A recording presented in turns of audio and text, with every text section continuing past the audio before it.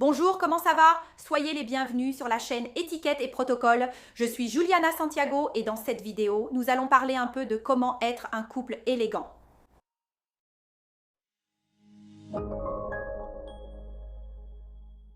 Ici, sur la chaîne Étiquette et Protocole, vous avez vu plusieurs vidéos, dont certaines où j'aborde le thème de l'élégance. Et si vous suivez fidèlement la chaîne ici, j'espère que oui, vous avez déjà vu que nous avons déjà discuté un peu plus sur ce que signifie vraiment être élégant.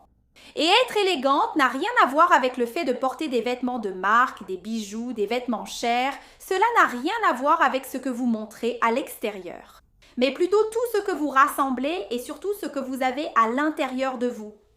Quel est votre comportement face aux situations? C'est pourquoi aujourd'hui, nous allons parler un peu plus de la façon dont vous pouvez avoir une relation à deux et être perçu et interprété comme un couple élégant. Nous allons donc évoquer comment générer cette perception. D'ailleurs, les pratiques dont je vais te parler ici ne servent pas seulement à impressionner, mais elles vont certainement aussi rendre ta relation beaucoup plus positive avec la personne que tu aimes. Le premier point est inévitable. D'ailleurs, parlons de cette question concerne la question de montrer de l'affection en public. Tu peux bien sûr prendre la main de ton partenaire, même l'embrasser, mais il faut comprendre la limite, n'est-ce pas? Quand ce comportement devient un peu trop exagéré, ce n'est plus approprié. Parfois, on est dans un lieu public, il y a d'autres personnes autour et personne n'a besoin de savoir que tu es amoureux, que tu vis l'amour intensément. L'idéal, c'est que tu saches te comporter dans n'importe quelle situation. C'est ce qu'une personne élégante fait et bien sûr, un couple élégant saura gérer n'importe quelle situation. Par exemple, si tu vas dans une aire de restauration, au centre commercial, on en a déjà parlé ici sur la chaîne, rester là à s'embrasser au milieu de l'aire de restauration, devant tout le monde, ce n'est pas nécessaire. Il existe des lieux appropriés pour cela. Donc, oui, tu peux montrer de l'affection en tenant la main, même en donnant un bisou, mais si tu veux quelque chose de plus intime, je te suggère de chercher un endroit plus approprié pour ça. Parce que surtout quand on est avec d'autres personnes et qu'on est en couple, eh bien, on est là pour socialiser, n'est-ce pas?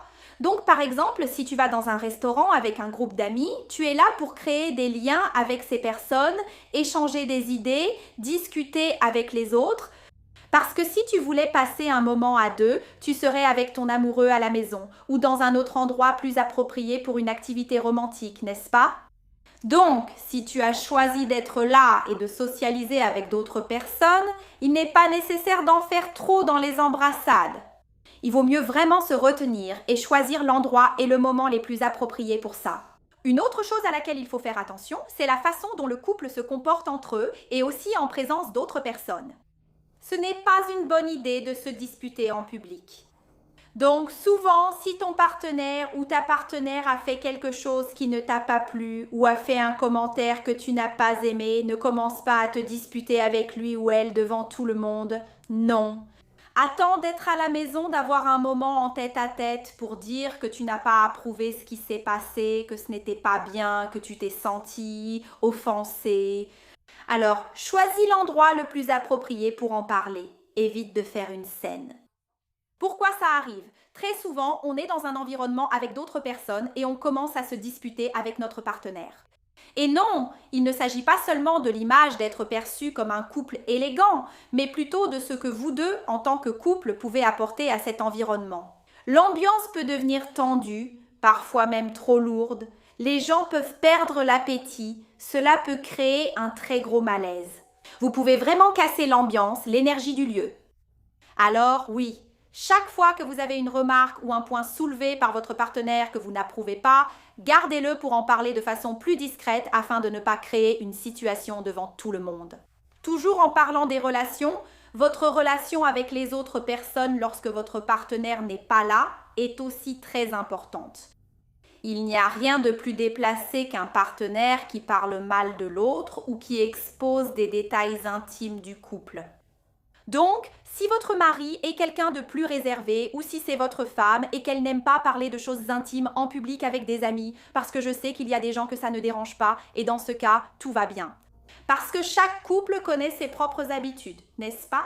On a toujours nos propres règles de bonne entente qui sont établies entre le couple.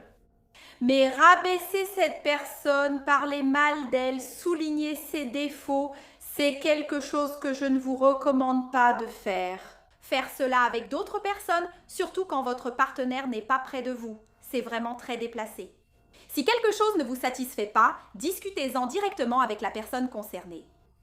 Et mentionnez aussi des choses intimes que vous partagez, surtout en ce qui concerne la sexualité.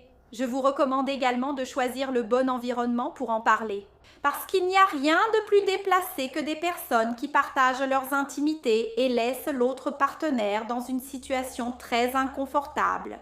Alors faites attention à cela lorsque vous êtes dans un cadre social et que votre partenaire n'est pas à proximité. Comment agissez-vous ? Une question très courante est de savoir si seul l'homme peut passer la commande au restaurant, n'est-ce pas ? Seul l'homme peut appeler le serveur pour qu'il prenne la commande et la femme ne peut pas l'appeler. Eh bien, les amis, avec l'émancipation des femmes et l'évolution constante des comportements, cette pratique n'est plus appliquée. Si vous vous sentez plus à l'aise de passer la commande vous-même, il n'y a aucun problème. Mais si vous préférez aussi que votre mari ou votre partenaire le fasse pour vous, cela concerne le couple. Il n'y a aucune restriction et la femme peut se sentir totalement à l'aise pour, oui, faire venir le serveur pour qu'il prenne les commandes. Un autre protocole dont vous me demandez souvent concerne la place où le couple doit s'asseoir au restaurant. Cela peut être avec beaucoup de personnes ou seulement à deux.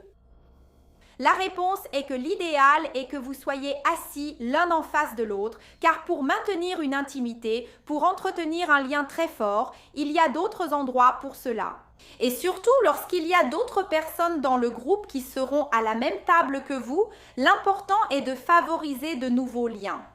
Et il se trouve que les personnes qui sont à côté de vous sont souvent celles avec qui vous parlez le plus. Donc vous pouvez vous asseoir en face de l'autre. Bien sûr, si vous êtes dans une relation qui vient de commencer, que votre partenaire ne connaît personne qui va partager cette table et se sent plus à l'aise de s'asseoir à côté de vous, il n'y a aucun problème. Mais si vous êtes déjà dans une relation plus longue, parfois même marié depuis quelques années, l'important quand vous êtes à une table avec d'autres personnes, c'est le lien.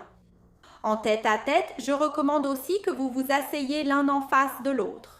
Parce que l'ambiance, par exemple, quand vous allez au restaurant, c'est pour discuter, pour pouvoir échanger des expériences. Et cela vous permet d'avoir un meilleur contact visuel, ce qui crée même quelque chose de très positif sur le plan du romantisme, parce qu'il y a cet échange de regards. Et aussi, vous arrivez à discuter de manière plus efficace. Comme je l'ai déjà dit tout au long de la vidéo, ce n'est pas dans un restaurant que vous allez rester là à vous embrasser et à multiplier les démonstrations d'affection. Ce n'est pas approprié, l'idéal serait de faire ça dans un autre endroit. Et pour celles qui se demandent s'il y a une place, surtout quand vous êtes à deux, est-ce qu'il y a une place où la femme doit s'asseoir, où l'homme doit s'asseoir ? Eh bien, je vais vous donner une information de protocole que vous n'oublierez jamais.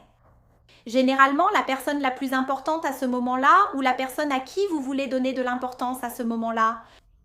Par exemple, entre un homme et une femme, cela peut être la femme si vous voulez donner la préférence à la femme à ce moment-là. L'idéal, c'est que cette personne s'assoie à la place qui fait face à la salle, avec la vue sur la salle. Donc, l'idéal, c'est qu'elle soit comme ça à la meilleure place à table et toujours celle qui donne sur la salle du restaurant.